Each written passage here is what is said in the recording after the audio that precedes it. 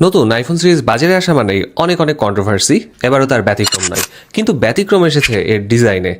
আর এই নতুন চেঞ্জগুলো নিয়েই কিন্তু আজকের ভিডিও দেখলে জানতে পারবেন আইফোন নিউ প্রো সিরিজ আসলেই ওর্থ টু বাই নাকি শুধুই গিমিক। যেহেতু ডিজাইনে সব থেকে বড় পরিবর্তন এসেছে, তো চলুন আইফোন 17 প্রোর ডিজাইন নিয়েই প্রথমে কথা বলা যাক।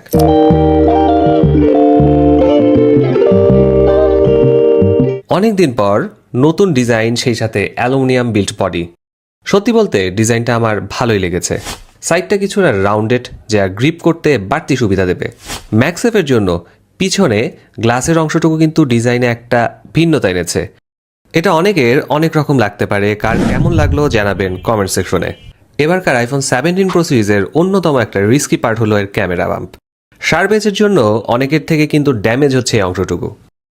আর একটা বিষয় যেটা প্রথমে খেয়াল করিনি, সেটা হচ্ছে এবারকার আইফোন 17